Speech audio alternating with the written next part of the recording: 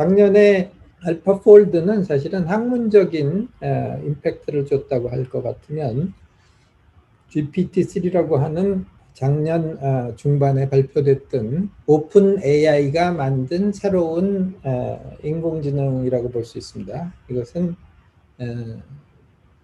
치킨 게임의 시작이다. 그러니까 뭐 우리 반도체에서 많이 들은 얘기죠. 반도체 회사는 규모가 크면 크고 새로운 공장에다 투자를 많이 하면 할수록 경쟁력이 높아지는데 AI도 앞으로는 그렇게 될 것이다 라고 하는 사건이라고 볼 수가 있습니다.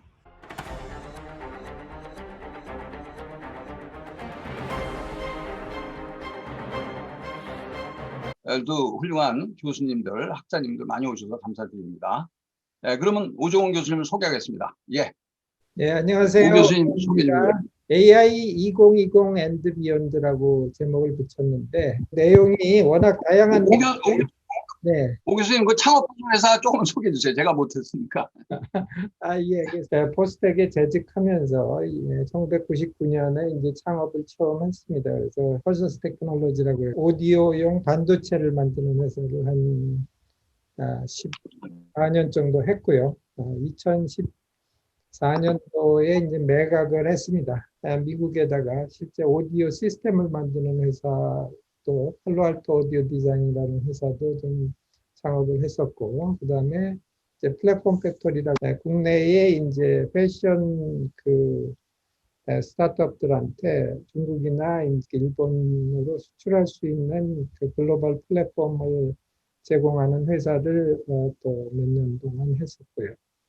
최근에는 이제 AI를 이용한 여러 가지 솔루션을 생각해 보고 있는데, 국가를 위해서도 에듀케이션이 굉장히 중요한 때인 것 같습니다. 특히 AI에 대한 교육이 굉장히 중요하다고 생각이 돼서 그런 문제에 대해서 좀 고민을 많이 하고 있고, 제가 AI는 내 친구라고 하는 유튜브에 카이스트에서 AI 가르치는 내용 이런 것까지 전부 무료로 쉽게 강의를 해서 일반인들이 좀 도움을 받게 하려고 노력을 하고 있습니다.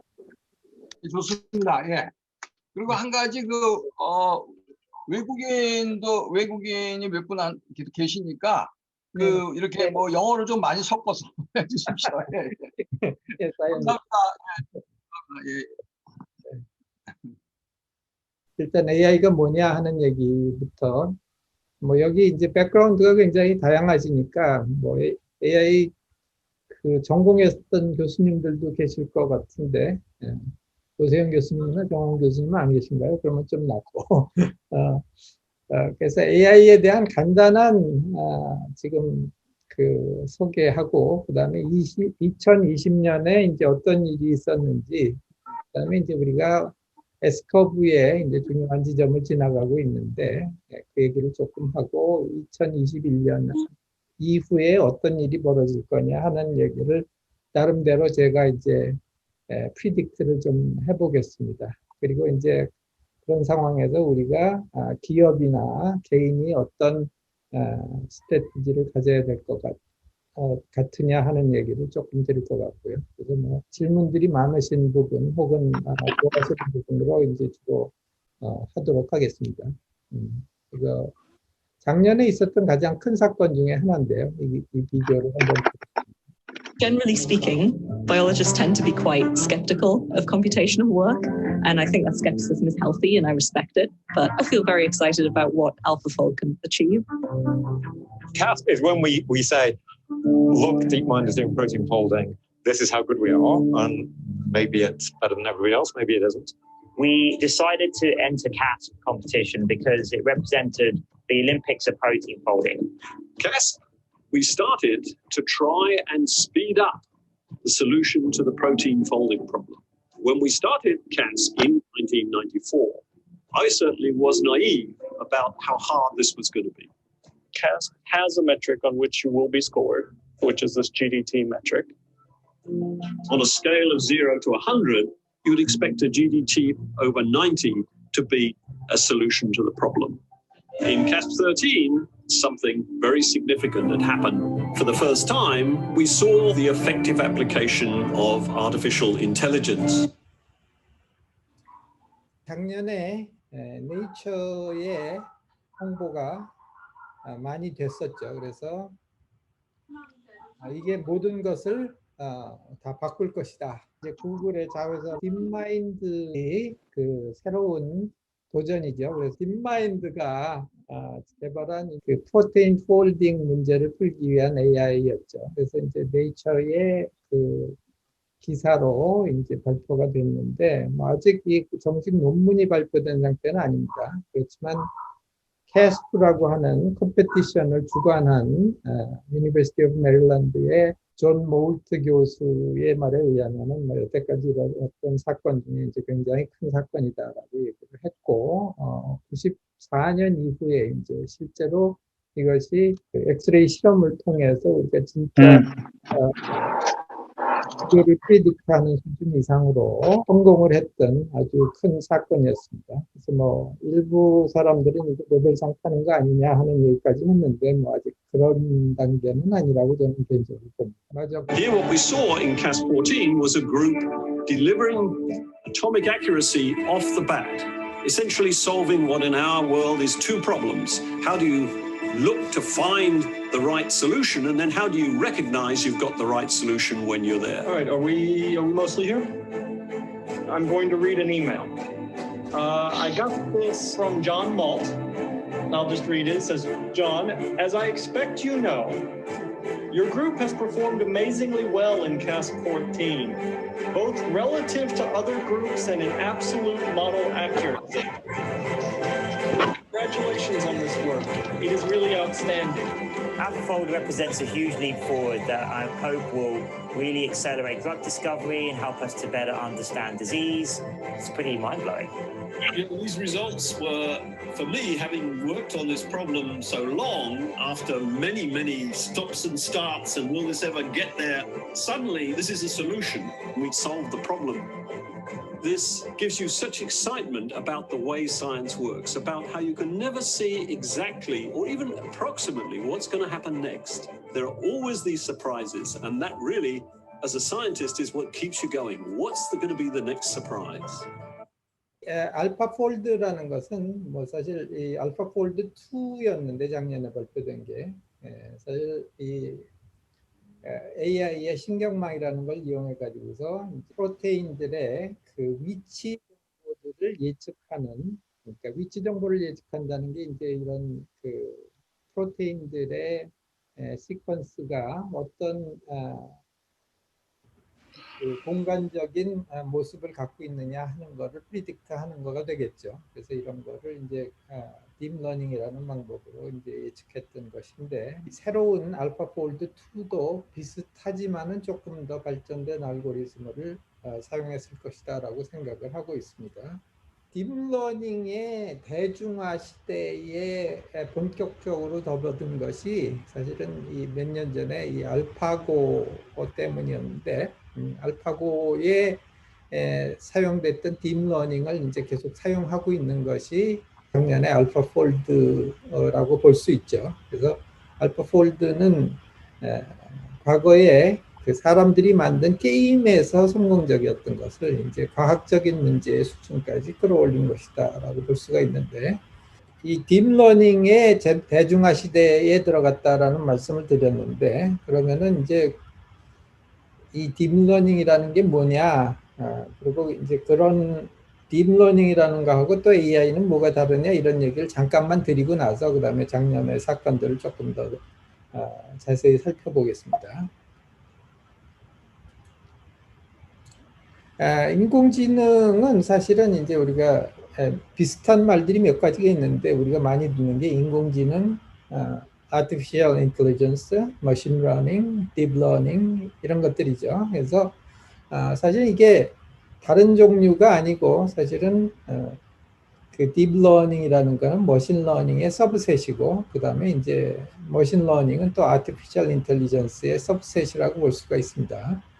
그래서 사실은 뭐 저도 1990년대부터 인공지능을 연구를 했지만 그 시작은 1950년대부터 시작됐던 굉장히 오래된 그 분야인 거죠. 그래서 요새 젊은이들하고 얘기를 하면은 아 교수님 쪽에도 AI가 있었습니까? 라고 묻는 사람들이 많은데 사실은 제가 처음 연구를 시작했던 90년대 초만 하더라도 또 저희가 반대로 60년대, 50년대에 했던 그 원로들을 만나면 아 그때 얘기가 이랬군요라고 듣고는 했던 기억이 납니다.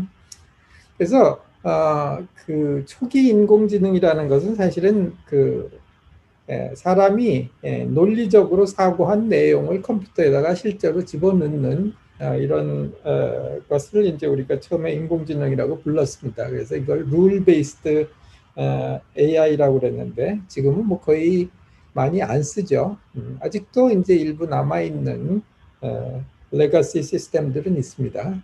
그다음에 이제 머신러닝이라고 하는 그 말이 있는데 이것들은 우리가 지금 쓰고 있는 신경망에 기반한 인공지능과 함께 그 아직도 같이 많이 쓰이고 있는 내용이지만 이것은 주로 통계학적인 그 모델을 활용한 인공지능이라고 볼 수 있습니다. 그런데 이제 이것들의 특징은 앞에 것과 다른 건 뭐냐면 사람이 일일이 그 룰을 찾아내지 않더라도 스스로 알아서 배울 수 있는 수학적인 모델이라고 볼 수가 있겠죠. 그래서 뭐 우리가 쉽게 예를 들면은 뭐 우리가 리그레션 모델이라든가 뭐 이런 것들을 이제 우리가 경영대학에서 배우는 모델들이 많이 포함이 되어 있는 거죠. 그리고 현재 이제 인공지능은 주로 딥러닝이라는 것으로 지금 거의 대부분 다 대체가 되고 있는 상황입니다. 그래서 그 딥러닝이라는 것이 말이 쓰이기 시작한 게 2006년 정도 되는데 사실 뭐 이 딥러닝이라는 말은 그동안 많이 쓰이던 뉴럴 네트워크라고 하는 말을 말하자면 마케팅을 새로 한 네이밍이라고 볼 수도 있을 것 같아요. 그래서 이런 걸 아주 잘하는 사람이 제프 힌튼이라는 사람이었는데 딥러닝이라는 말을 쓰기 시작하면서 이제 굉장히 새로운 사실은 뭐 이 인공지능의 침체기 연구라든가 이제 어플리케이션에서 침체기가 좀 있었습니다. 60년대에 그 조금 반짝했다가 이제 다시 좀 그 한 20년 동안 침체기가 있다가 90년대 들어와서 이제 또 굉장히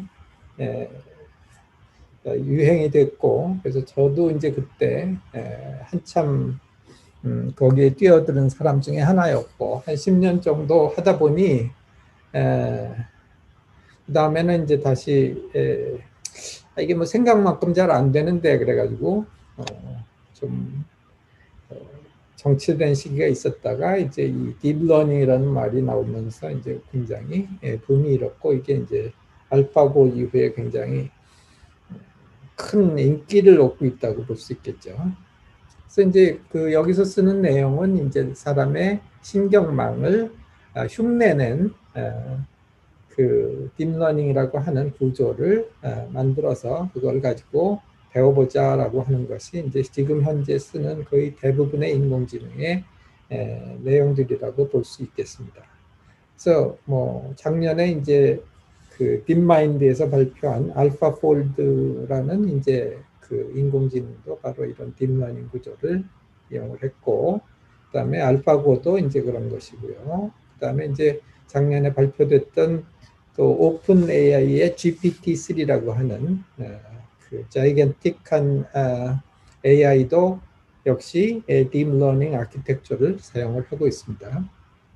그래서 이제 이 특징은 뭐냐면은 우리가 그 모델이 안에서 어떻게 돌아가는지는 잘 몰라도 신경망 구조를 잘 만들면은 자기가 알아서 그 질문과 답이 있으면 그 example로부터 혹은 데이터로부터 우리가 배울 수 있는 상당히 제너릭한 인공지능 구조다라고 하는 것이 이제 특징이 되겠죠.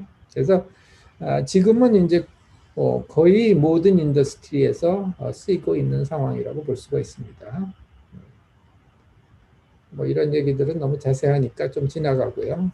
그래서 이제 오늘 드릴 뭐 현재의 스테이트 오브 아트에 대한 설명을 조금 요약을 말씀드릴 것 같으면은 2020년은 또 뭐 2020년에 연속되는 2021년은 터닝 포인트에 해당하는 해가 아닐까라고 이제 저는 개인적으로 보고 있고, 그다음에 코비드-19 이 팬데믹 시츄에이션이 또 역시 그 디지털 트랜스포메이션을 가속화하면서 거기에도 이제 굉장히 영향을 받고 있다라고 보고 있습니다. 그다음에 그 규모의 경제, 이코노미 오브 스케일이 이제 드디어 AI 연구에서도 굉장히 중요한 시대가 와서 대규모 투자들이 미국의 그 리딩 기업들을 중심으로 이제 막 되고 있는 상황이다라고 말씀드릴 수가 있습니다. 그러니까 거기에 뭐 앞서 있는 데들이 아마존, 뭐 구글, 그다음에 GPT-3를 발표한 오픈 AI 이런 얘들이죠. 그다음에 뭐 역시 마이크로소프트나 페이스북 같은 기존의 강자들도 여기에 가세를 하고 있고, 우리나라에서는 이제 또 네이버 같은 대표 기업들이 뛰어들어야 하지 않을까라고 생각해서 이제 시작을 하고 있는 단계라고 볼 수 있습니다. 그래서 또 중요한 것들은 1등들과 또 아닌 사람들의 갭이 확대되고 있다. 뭐 이런 것들이 이제 중요한 사건이라고 볼 수 있겠습니다. 그래서 이제 작년에 그 알파폴드는 사실은 학문적인 임팩트를 줬다고 할 것 같으면, GPT-3라고 하는 그 작년 중반에 발표됐던 그 오픈 AI가 만든 새로운 인공지능이라고 볼 수 있습니다. 이것은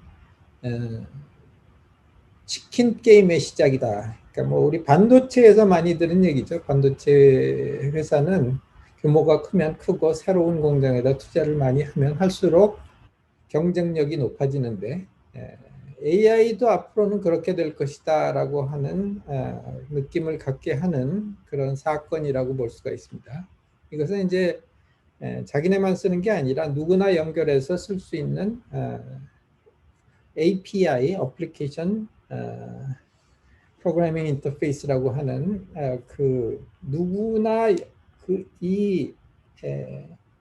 말하자면 중앙집권형 AI에 centralized AI에 연결을 해가지고서 내가 직접 AI를 만들지 않고 질문을 주고 받아오는 형태의 artificial intelligence입니다. 그래서 말하자면 AI를 빌려 쓰는 모델이 되는 거죠. AI를 렌트하는 모델이 되는데, 그래서 이거는 원래 오픈 AI가 처음 시작할 때는 모든 거를 무료로 제공을 하겠다고 하다가 이거는 돈이 너무 많이 들어가지고서 끝내는 이제 GPT-3, 이게 GPT-1이 있고 2가 있고 3가 있는데 GPT-3에 오면서는 이제 유료로 제공되게 되는 그런 아이러니컬한 결과를 얻었지만은, 이제 이런 거를 우리 한국에서도 만들어 보자 하는 시도들도 이제 나타나고 있습니다. 그래서 이제 이런 거를 랭귀지 모델이라고 하는데, 이 GPT-3를 그래서 이게 치킨 게임이 시작이 됐다. 그래서 거기에 들어가는 파라메터라는 게 뭐냐면 실제로 이제 그 뉴런의 숫자 혹은 그것들 사이의 시냅스의 숫자, 이런 것들이 다 파라메터의 숫자인데, 이것이 이제 빌리언 파라메터를 갖고 있는 그런 것들이 나타나기 시작했죠. 그래서 곧 이제 트릴리언의 그 파라메터를 가진 인공지능도 나타날 거다 하는 얘기가 지금 들리고 있습니다. 이 정도가 되면 이제 사람의 뇌와 비슷한 규모가 돼가는 거죠. 질문하셔도 됩니다. 서희호 교수님. 제가 간단하게 질문하면은 그 조금 전에 말씀하신 그 딥러닝이 뉴럴 네트워크를 이제 다른 각도에서 얘기한 거다라는 게 상당히 저로서는 재미있는데, 네네. 왜냐하면 제가 MIS를 전공하면서 그런 경우를 상당히 많이 봤습니다. 예를 들면 뭐 BPR이라고 해가지고 90년대 비즈니스 프로세스 리엔지니어링, 네네. 그다음에 ERP 뭐 이런 것들, 그다음에 식스시그마 뭐 이런 것들이 개념이 옛날에 없었던 게 아닌데 네. 개념이 있었는데 그걸 새로운 이름을 갖다 붙여갖고 좀 더 멋있게 각색하고 그런 이제 컨설팅 회사들이 이제 많이 그런 일들을 하는데 네네. 제가 딥러닝도 그런 맥락에 있는지를 오늘 처음 들었어요. 아, 딥러닝도 뉴럴 네트워크를 이제 새로운 각색을 한 거구나 이렇게 이제 그래서 네. 상당히 재미있는 포인트 같습니다. 예, 예. 네네. 사실은 딥러닝의 아버지라고 불리는 게 그 벨랩에 있던 그 지금 페이스북에 이제 연구소장도 했죠. 얀 루쿤이라는 사람이 만든 그 비전용 AI의 뉴럴 네트워크에서 이제 비롯이 됐거든요. 근데 사실 제가 그때 포항공대에서 95년에 학회를 개최했는데 그때 그 학회에 와서도 이 친구가 발표했던 내용이에요. 그런 내용이 다 들어 있었는데 그때 뭐 굉장히 딥한 뉴럴 네트워크를 썼죠. 근데 2006년에 와가지고서 그걸 약간 이제 발전시킨 그 모델을 만들어 가지고서 좀 퍼포먼스가 잘 나오니까 딥러닝이라는 말을 붙여가지고 마케팅을 굉장히 잘한 거죠. 근데 어쨌든 뭐 그걸로 인해서 사실 많은 발전이 있었으니까 그 마케팅 나쁘지 않았다고 봅니다. 네. 네, 그래서 이제 조금 알겠습니다. 예. 네, 작년 얘기를 좀 드리면 GPT-3라는 거는 이제 프리트레인드 모델이다 하는 얘기인데 그러니까 이미 트레이닝을 다 시켜놔 가지고서 거의 인터넷에 있는 거의 모든 랭귀지로 된 그 내용은 다 트레이닝을 시켜놔 가지고서 뭐 굳이 내가 트레이닝을 안 시키더라도 내가 시키고 싶은 일을 거의 그대로 할 수 있는 그런 뉴럴 네트워크이다라는 얘기를 하고 있거든요. 그래서 이것들은 굉장히 이런 것들이 이제 굉장히 많이 만들어지고 있어요. 구글도 만들고 있고, 그 다음에 뭐 아마존도 비슷한 것들을 하고 있고 해서 조금 있으면은 이제 그 아주 특별한 어플리케이션이 아니면 자기 회사 내에서 인하우스로 만드는 그 인공지능이라는 것은 별로 쓸 일이 없어지지 않을까라는 예측도 해보게 됩니다. 그리고 이제 이것이 기술적으로는 어떤 의미를 갖느냐 하면은 그 신경망이 혹은 이 딥러닝 그 모델이 아주 파라미터가 많아서 아주 커가지고서 이게 이런 것들을 이용해서 트레이닝을 시킬 때는 그 학습을 조금만 시켜도 됩니다. 그러니까 example이 몇 개만 있어도 아주 학습이 잘 돼요. 그래서 그런 경우에는 그래서 이것을 얘들이 부르는 말로 few shot learning이라고 그러는데 뭐 몇 마디만 가르쳐 주면 이제 이 인공지능이 쉽게 배운다라는 뜻에서 few shot learning이라고 그러는데 example이 아주 많지 않아도 잘 배울 수 있기 때문에 이제 규모가 커지는 것이 상당히 유리해지는 거죠, 상당히. 그래서 이런 것들이 할 수 있는 게 뭐 예를 들면 그 뭐 이메일 같은 거 이제 비즈니스 이메일 보낼 때 그냥 대충 러프하게 그다음에 뭐 속어까지 넣어서 이렇게 쓰면 그거를 비즈니스 파트너한테도 잘 보낼 수 있는 그런 신경망도 만들 수 있고요. 그다음에 이제 그래서 맥킨지가 이제 이런 인공지능을 회사들이 어떻게 쓰고 있는가 하는 거를 이제 서베이를 했어요. 2020년에. 그래서 이제 전 세계에 있는 자기네가 커스터머로 가지고 있는 거의 대부분의 글로벌 기업들을 서베이를 했는데 그 결과가 이렇습니다. 50% 이상이 이미 한 분야 이상에서 AI를 쓰고 있다. 그다음에 작년에 코비드 19으로 해서 팬데믹 시츄에이션 때문에 굉장히 어려웠는데 그럼에도 불구하고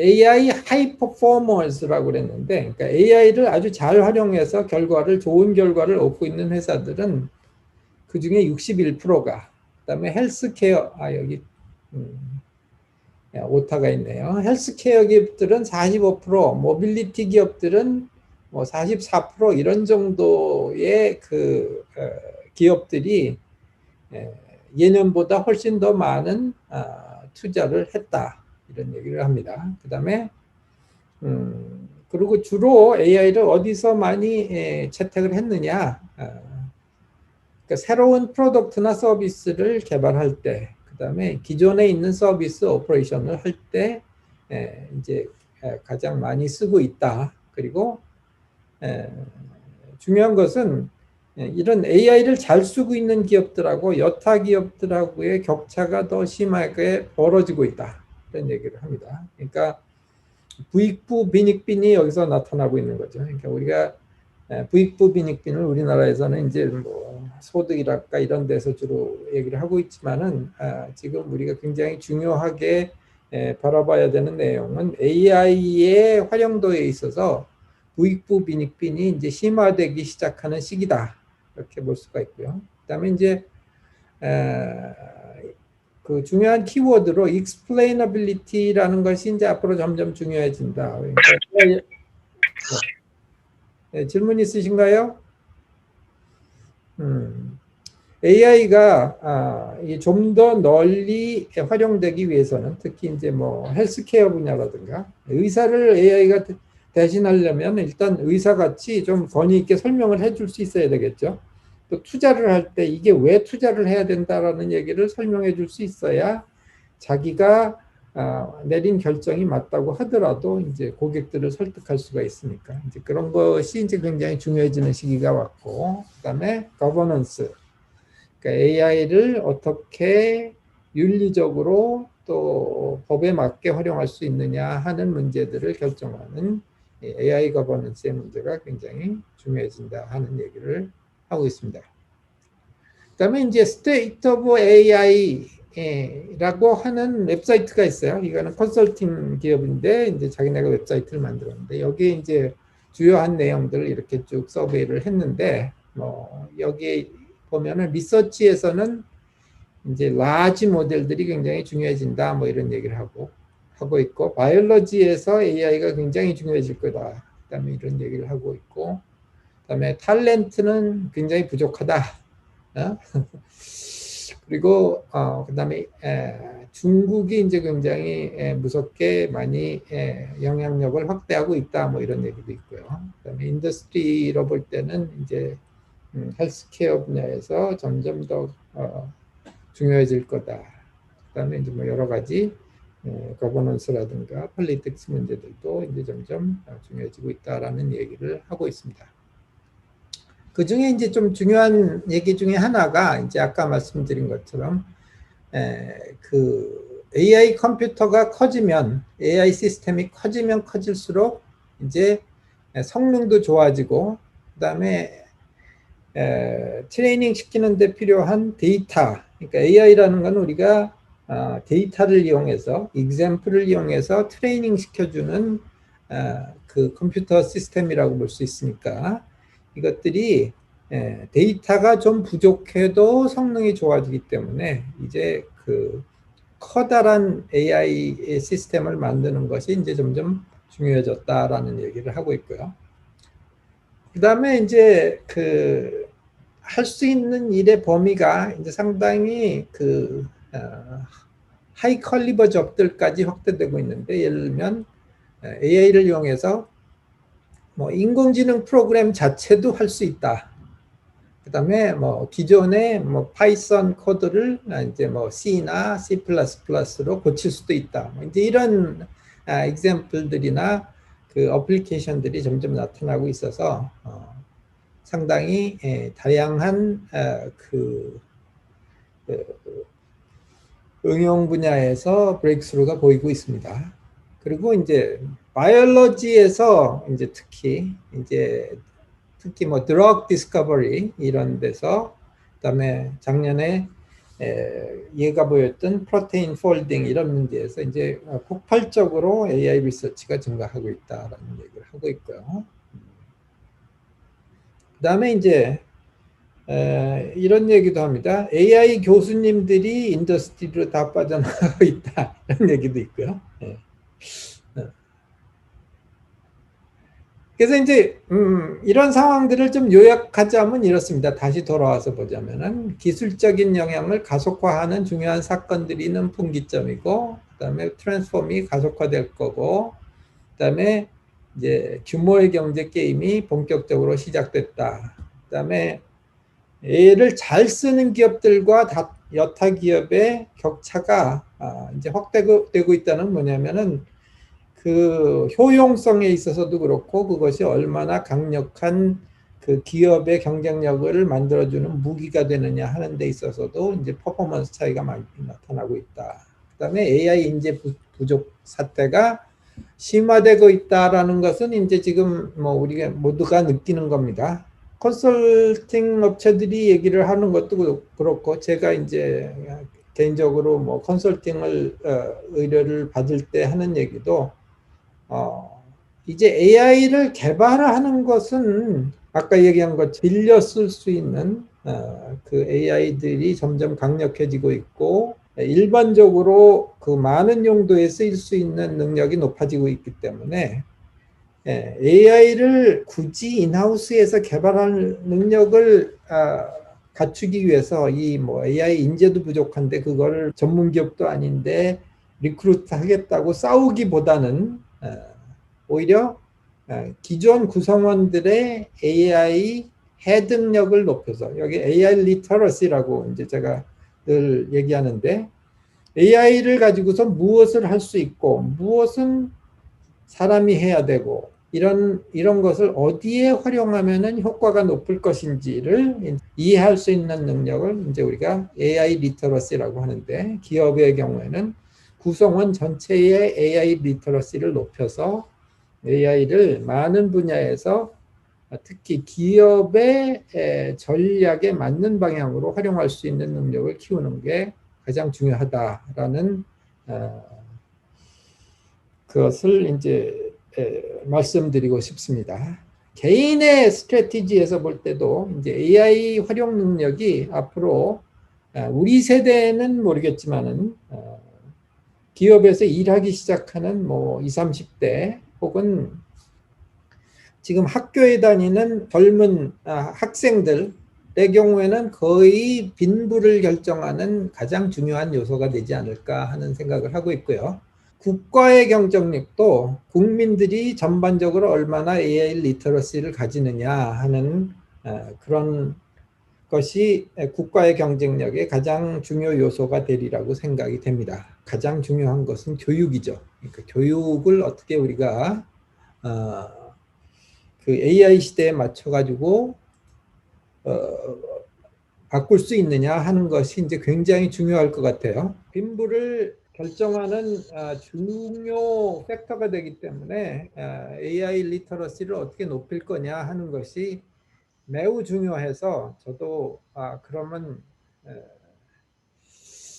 제가 남은 여생 동안에 가장 중요한 일 중에 하나가 이제 대한민국 국민들의 AI 리터러시를 높이는 데 조금이라도 제가 일을 할 수 있지 않겠느냐 그래가지고서 제 개인 시간을 내서 AI는 내 친구라는 유튜브도 하고 있습니다. 뭐 이런 정도로 이제 제가 오늘 강의는 끝을 맺고요. 자, 질문이나 뭐 저기 코멘트를 제가 들으면서 대답을 드리겠습니다. 감사합니다. 질문 있으면 해주시죠. 네, 질문.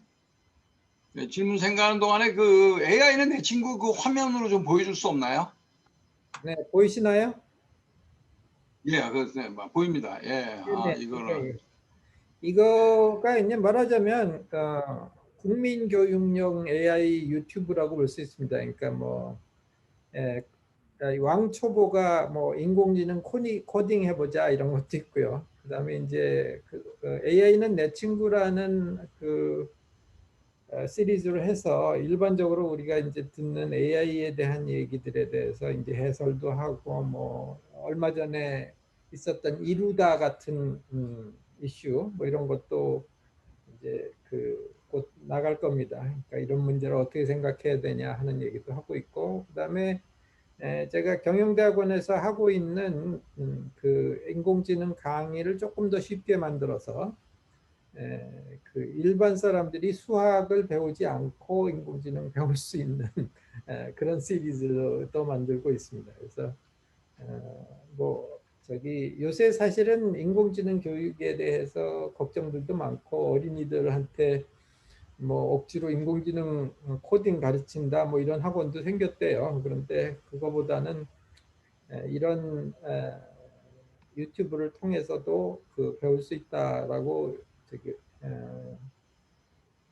주위 분들한테 말씀해 주시면은 뭐 제가 그거에 그 목적에 맞는 동영상을 열심히 만들도록 하겠습니다.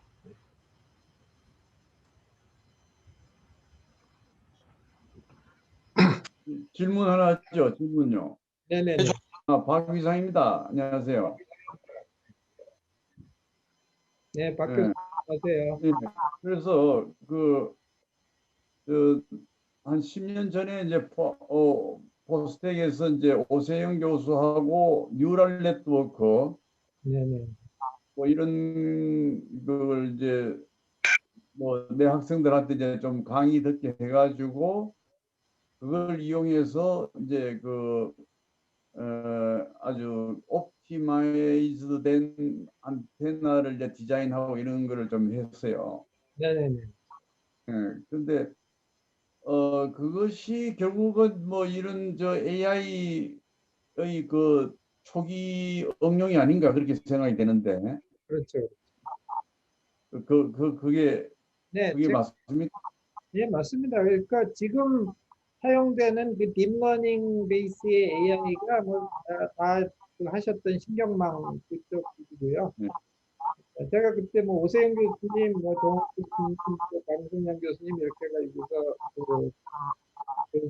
BK11 팀을 만들어서 뭐 정부 짜는데 그랬을 때 그때 교수님들 하실 때는 이게 사실은 초창기라서 뭐 전부 다 일일이 코딩해 가면서 어플리케이션 만들고 했지 않습니까? 근데 지금은 이게 뭐 커머더티화돼서 아주 간단하게 이제 라이브러리 몇 개 붙여서 쓰면은 초보자들도 코딩할 수 있는 그런 수준이 된 거죠. 알겠습니다. 예, 감사합니다. 예. 네, 오정훈 교수님 안녕하세요. 최학실입니다. 안녕하세요. 신나입니다. 네, 이제 AI가 이제 활용 능력, 그러니까 AI 리터러시가 중요하다고 말씀하셨는데요. 네네. 우리가 이제 디지털 리터러시 해서 이제 그거를 우리가 직접 만들고 뭐 하진 못해도 잘 활용하는 거는 이제 디지털 리터러시는 이해가 되거든요. 뭐 네네. 이런 여러 가지를 활용하는 거는 이제 직접 해보면서. 네네. 이 AI 리터러시를 늘리려고 하면은 활용 능력을 이제 높이려고 하면은 어떻게 하면 돼요? 만약 제가 이쪽에 좀 그거를 높이려고 하면요. 그러니까 사실 제 유튜브 보시면 제일 좋고요. 네, 앞으로 좀 보겠습니다. 예. 근데 제 유튜브에서 지금 하고 있는 내용들은 있는 것입니다. 그러니까 어떻게 우리가 AI를 대해야 되느냐. 그러니까 사실 뭐 제가 처음 초보자들한테 강의를 하거나 이제 뭐 기업에 가가지고서 이제 강의를 할 때 제일 강조하는 내용은 뭐냐면은 우리가 1980년대 가서 엑셀 쓰던 시절 생각해 보시면 되잖아요. 그리고 이제 뭐 ERP 우리 대학도 도입한 지가 뭐 꽤 되는데 그 ERP가 들어오기 전까지는 이게 ERP가 뭔지도 모르고 뭐 한데 막상 들어와서 쓰다 보면은 아, 이게 이렇게 쓰면은 이게 편리하구나. 뭐 이런 거를 이제 알게 됩니다. 근데 AI의 경우에는 컨셉이 그렇게 간단하지는 않아서 사람들이 이제 AI에 대해서 오해도 많이 하고, 이게 무슨 뭐, 그 영화에 나오는 것처럼 뭐 저기 사람을 배반하고 전쟁하는 뭐 그러니까 터미네이터처럼 이런 무슨 굉장한 그 로봇 아닌가 뭐 이제 이렇게 생각하는 사람들도 있고 뭐 이제 이런 거에서 벗어나 가지고서 아 이것이 근데 사실 엑셀이 처음 나타났을 때 굉장히 주상 가지고 일하던 직원들은 굉장히 고민했거든요. 은행 직원들이 이건 내 자리 없어지는 거 아니냐라고 생각을 했는데 사실 그거 쓰고 보니까 참으로 편리하고 좋더라 이 말이죠. 그러고 사실 엑셀을 내가 쓸 줄은 몰라도 엑셀이 생겼기 때문에 과장님, 부장님은 야, 너 엑셀로 하면은 그거 굉장히 빨리 할 수 있잖아. 그래서 직원들을 그 일을 하도록 시키는 데 있어서도 상당히 어드밴티지가 생겼단 말이죠. 그와 마찬가지로 우리가 AI 리터러시라는 것은 이 AI가 나한테 무슨 일을 해줄 수 있느냐 하는 것을 잘 이해하고 그다음에 AI가 그러면 나한테 그런 일을 해주기 위해서는 나는 AI한테 무엇을 줘야 되느냐 말하자면 적절한 데이터를 주고 AI가 도입될 수 있는 인프라를 만들어주는 것이 중요한데 그런 것을 이해하는 것이 이제 바로 AI 리터러시라고 볼 수 있죠. 그래서 사실은 기업의 경우에는 CEO 그다음에 뭐 이런 우리 대학 같은 경우에는 총장님, 부총장님 이런 최고 경영진의 이해도가 굉장히 중요합니다. 그리고 직원들도 첫 번째는 제일 중요한 것이 저는 이제 두려움을 없애는 거다. 이게 내가 잘 모르는 거고 뭐 코딩을 배워야 되고 뭐 또 이제 오교수 유튜브에 들어가 보니까 뭐 코딩도 가르쳐 주는데 그런 것까지 다 배워야 되느냐 이런 게 아니고 이런 AI가 해줄 수 있는 일이 뭔지, 지금 어느 정도까지 스테이트 오브 아트가 가 있는지, 그리고 당장 내가 AI를 담당한 전문가 직원이 없더라도 어떻게 AI를 끌어다 쓸 수 있는지 정도를 이해하는 것은 사실은 관심을 갖는 거로 충분히 깊어질 수 있거든요. 그 다음에 이제 그래서 그냥 유튜브 보는 정도로도 많이 도움이 된다라는 얘기를 하고 그래서 그냥 제가 하는 유튜브의 자랑이 아니라 정말로 답답하면 유튜브 보십시오라고 제가 얘기하고 있습니다. 네, 감사합니다. 네. 예, 또 질문 받겠습니다. 예, 안녕하세요. 오 교수님. 저는 아주대학교 산업공학과에 있는 정명철 교수입니다. 아, 예, 안녕하세요. 좋은 말씀 좀 많이 들었고요. 요즘 저 인공지능이 하도 유행을 해서 저희 그 산업공학과에서도 작년에 그 과목을 좀 많이 개편을 해가지고 인공지능 분야를 좀 가르치려고 학부 수준에서 네네. 과목을 좀 몇 개를 바꿨거든요. 네네. 근데 이제 제가 학과장 하면서 이 일을 추진을 했는데 제가 조금 궁금한 거는 학부 학생들한테 이 과목을 가르치면 이제 그 학생들 취업이라든가 커리어에 이게 좀 나중에 도움이 될지, 그러니까 제가 방향을 잘 잡은 건지 우선은 그게 좀 궁금하고요. 네네. 그리고 학과 수준에서는 그 학생들한테 어느 내용들을 좀 가르쳐야 되는지 이런 것들이 좀 궁금하거든요. 네네, 알겠습니다. 예, 그래서 뭐 사실은 저도 이번 학기에 이제 딥러닝 강의를 그 정보미디어 경영대학원에서 개설을 합니다. 그래서 요새 유행이다 보니 학생들이 더 듣겠다고 난리를 쳐가지고서 지금 그것도 넘어가지고서 지금 걱정을 하고 있는데 플래닝을 하면서도 이제 과연 이게 어떤 목적이 돼야 될 것인가 하는 거에 대한 고민을 좀 많이 했어요. 일단은 산업공학과인 경우에는 사실은 학생들 중에 두 가지 트랙이 있을 것 같아요. 실제로 내가 코딩 같은 것도 좀 배우고 그래서 직접 개발을 못하더라도 개발하는 사람들 참견을 하면서 내가 어떤 프로덕트나 서비스를 디벨로퍼 해보겠다 하고 하는, 말하자면 디벨로퍼는 아니더라도 디벨로퍼의 헤드가 되고자 하는 그런 사람이 있을 수가 있겠고요. 그 다음에 이제 경영자의 입장에서 이걸 어떻게 활용할까 고민을 하는 사람이 있을 것 같아요. 그래서 그 두 트랙의 사람들에 대해서 조금 다른 그 접근을 해야 되지 않느냐 하는 생각이 좀 있고요.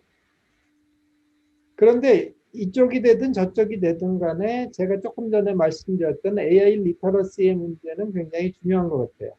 왜냐하면은 이제 우리가 기업의 성패라는 것이 맥켄지 조사에서도 보이지만은 그 AI 하이 퍼포머라고 하는 기업들을 이제 그 맥켄지가 디파인을 해가지고 그 사람들이 이제 AI를 활용한 그 퍼포먼스가 어땠느냐 하는 거를 이제 뭐 여러 가지 속도로 조사를 했는데 그게 굉장히 차이가 많이 나더라는 말이죠. 그러기 위해서는 사실은 이런 것이 중요합니다. 기업에서 그거를 개발하는 사람, 그러니까 사실은 ERP 같은 거를 개발할 때는 ERP는 한번 만들어지는 거 쓰는 거기 때문에 직원들의 리터러시가 그렇게 중요하지는 않았어요. 아, 이게 이런 게 되는 거구나 하는 건데 그게 아니고 지금 AI라는 거는 계속 배워가면서 기업 내에서 이볼브 해가는 거란 말이죠. 그럴 경우에는 그 기업 내에 존재하는 AI가 더 강력한 놈이 되게 만들어주는 것이 사실은 기업 일반 구성원들 전체의 역량에 좌우된단 말입니다. 그거를 이끌어갈 수 있는 인재를 양성하는 것이 중요하다. 그런 경우에는 사실은 그 오퍼튜니티가 뭐가 있다. 그리고 그거 전략을 어떻게 세워야 된다라고 하는 AI의 활용 스트래티지에 대한 그 목표를 세우고 그거를 위한 커리큘럼도 있어야지 이제 사실 배우는 학생들도 그거에 대한 필요성을 확실히 깨닫고 그걸 더 잘 활용해서 좋은 커리어를 가져갈 수 있는 학생들이 되지 않을까. 그래서 인재가 되지 않을까 그런 생각을 갖고 있습니다. 그래서 제가 뭐 기업에 가서도 AI 리터러시 뭐 강연을 좀 했던 적이 있는데 그 면에 있어서는 우리나라는 지금 아직 굉장히 케오스인 것 같아요. 정부의 정책도 보면은 무조건 뭐 고등학교 때 뭐 없앴던 선형대수를 다시 가르쳐야 된다는 등 뭐 저기 미적분이 또 없어졌다 생겼다 하는 등 뭐 이렇게 하는데 사실은 그게 아니고 사실은 우리 국민들이 가져야 될 일반 교양 중에 AI에 관한 쪽은 어떻게 돼야 될 것인가 하는 것. 그 다음에 이제 또 경영자로서는 어떻게 돼야 될 건가. 아니면 일반 기업의 임직원들은 어떻게 돼야 될 건가 하는 그런 전반적인 온라인된 전략이 있어야지 아마 커리큘럼도 그거에 맞춰서 나올 수 있지 않을까 그런 생각을 하고 있습니다. 그래서 뭐 혹시 나중에 필요하시면 그런 거에 대해서 뭐 연락 주시면 제가 자문을 좀 해드릴 수도 있습니다. 뭐 저는 뭐 해필리 어느 대학이든 그런 거 도와드리는 거는 뭐 기쁘게 해드릴 생각이 있습니다. 질문 있습니다. 네. 예, 백성기입니다. 질문. 오늘 뭐 강의 아주 재밌게 잘 들었고요. 뭐 많이 공부했습니다. 한 가지 그 교육 분야에서 이제 그 디지털 테크놀로지가 교육에 엄청난 변화를 준 거 우리가 이미 다 경험하고 있는데 지금 어디에 와 있냐 하면은 이제 AI가 본격적으로 교육에 활용이 되면서 또 한 번에 그 교육 혁명이 일어날 것이다라고 이제 사람들이 많이 얘기를 하고 있고 그 다음에 그거를 가장 앞서서 구현해 가고 있는 게 아리조나 스테이트 유니버시티 ASU가 거기서는 예를 들어서 그 AI 가정교사, 그러니까 개인 교사를 이제 AI를 활용하고 그래서 이름도 아마 알렉스라고 이름을 지은 것 같아요. 그래서 그 알렉스가 이제 그 학생들 하나하나를 트랙해가면서 학생들의 그런 그 교육의 성과와 앞으로의 진로 뭐 이런 것들을 컨설팅 해줌으로써 그래서 우리가 이제 AI가 갖고 있는 매시브한 데이터와 지금까지 많은 그 경험이 거기에 축적돼 있으니까 우리 교수들이 캐주얼하게 이렇게 뭐 학생들을 지도하는 것보다도 훨씬 더 과학적이고 뭐 그렇다 해가지고 그게 이제 새로운 교육의 익사이트먼트를 주고 있는데 그렇다면은 이제 우리나라에서 이제 레이커머로 이제 그 알렉스와 같은 뭐 그런 하나의 그 AI 개인 교사 그러니까 누구에게나 이렇게 할 수 있는 뭐 그런 거를 하나 디벨롭하는 건 어떤가 하는 그런 생각을 제가 해봤는데 그거 어떻게 그게 가능할까요? 그러니까 아까 얘기에 의하면 GPT에다가 GPT-3에다가 거기다가 그 뭔가 그 학생에 대한 또는 그 대학이면 대학 어느 교육기관이 갖고 있는 여러 가지 그 교육의 컨텐츠와 그 다음에 이제 그 학생이 갖고 있는 여러 가지 성향과 그 다음에 그 학생이 지금까지 퍼포먼스 또 앞으로의 뭐 저거 이런 것들을 거기다 집어넣으면 뭔가 그런 그 선생을 우리가 만들어낼 수 있는 건지 뭐 그게 얼만큼 지난한 일인지 할 수 있다는 뭐 그런 얘기를 좀 듣고 싶습니다. 예. 예, 굉장히 좋은 질문이시고요. 사실 저도 요새 고민하는 거고, 이제 제가 그런 시스템을 조금 하고 싶은 생각도 있습니다. 그래서 이제, 저 개인적으로 이 AI 강의를 하나 하려고 해도, 이제 여기서 코딩도 좀 가르치고, 물론 스트래티지도 가르치고, 뭐 비즈니스, 임플리케이션도 가르치고 하려고 하는데, 이게 60명을 이제 도교를 하는 게 이제 큰 문제죠. 그래서 그렇지. 실습을 시키고 우리 카이스트 내의 example로는 오해연 교수라고 하는 분이 이제 학생들하고 개발한 시스템을 일반 컴퓨터 입문 과목이 이제 한 학기에 뭐 1000명 가까이 들으니까 이 학생들을 이제 케어하는 게 큰 문제거든요. 이제 태점부터 시작해가지고 뭐 조교들이 어드바이스 해주고 그래서 이제 앨리스라고 하는 시스템을 만들었고 그거가 이제 그걸 개발한 대학원생이 나가서 이제 회사를 차려서 지금 하고 있는데 그래서 그 시스템을 저도 좀 활용을 해볼까 하고 지금 뭐 검토를 좀 해보고 있습니다. 근데 그래서 한국에도 이제 이런 AI를 이용해서 교육에 활용하려고 하는 시도들도 있고 스타트업들도 있고 한데 물론 미국 같은 경우에는 그보다 훨씬 더 많이 있고요. 그래서 일단은 단계가 여러 가지가 있을 수가 있는데 첫 번째로는 이 총장님 말씀하신 것처럼 AI 자체가 이제 학생들의 수업을 인터랙티브하게 도와주고 뭐 어드바이스도 해주고 뭐 새로운 거를 추천도 해주고 하는 그런 아주 인텔리전트한 뭐 티처는 아니더라도 티처의 어시스턴트 TA 정도의 역할을 해주는 이런 AI를 개발하려는 노력들도 있는데 아직은 이거는 이제 좀 갈 길이 조금 남아 있는 것 같습니다. 그런데 그 AI를 이용해 가지고서 뭐 그레이딩하고 그다음에 뭐 수업 자체를 굉장히 오토마이즈하고 이런 것들은 예로 이제 웹팻이라고 하는 사이트가 있는데 미국 사이트로 이거는 이제 미국의 교수나 교사들이 모여가지고 커뮤니티를 만들어가지고서 퍼블릭 하게 이제 콜래보레이션으로 에듀케이션 툴들을 개발하고 있는 사이트인데 거기 보면은 이제 굉장히 많은 툴들이 개발이 되고 있습니다. 그래서 지금 말씀하신 교육에 있어서도 AI가 굉장히 큰 역할을 하지 않겠느냐 하는 거는 이제 당연히 맞고요. 그다음에 그 방향도 여러 가지가 있는데 그런데 굉장히 중요한 것은 이 교육의 목표를 뭘로 삼느냐 하는 필로소피가 또 굉장히 중요합니다.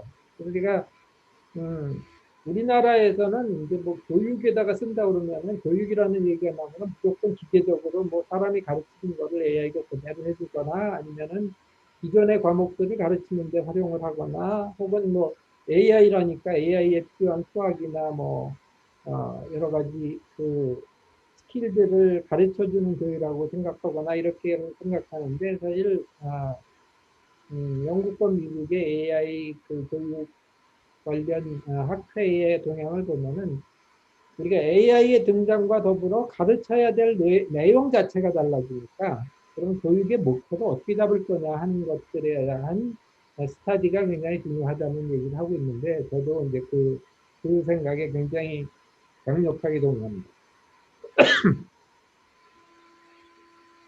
네, 대답이 돼. 예, 좋습니다. 네. 아니요, 그냥 팔로우업으로 제가 간단하게 뭐 코멘트 겸 한다면은 결국 이제 교육의 근본적인 목표가 학생들은 다 다르다. 첫째, 학생들은 다 굉장히 다이버스한 그런 그 탤런트를 가지고 있는데 우리 학교 교육이 정형화돼 있기 때문에 그 happen to be 그 학교 교육에서 베네핏을 받을 수 있는 학생들이 있고 대부분의 많은 학생들은 fail한다.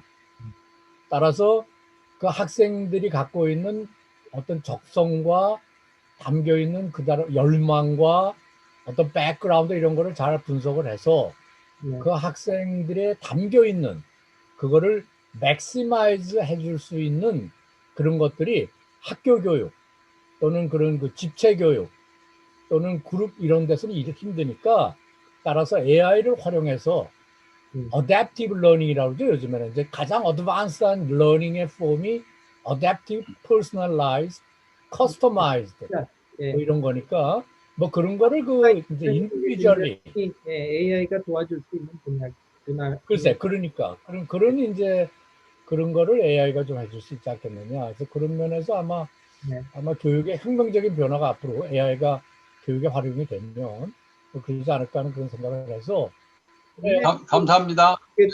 네, 감사하고요. 지금 질문해 주신 분이 이제 백성기 전 총장님이신데 포스텍 때문에 질문이 더 있으시겠지만 저희가 이제 1시간을 예정하고 있으니까 마감을 하겠습니다. 콜로퀴움은 분기에 한 번씩 하고 있고요. 다음에는 정기가 4월이 되겠지만 또 필요하면은 그 임시 콜로퀴움을 자주 열고 있습니다.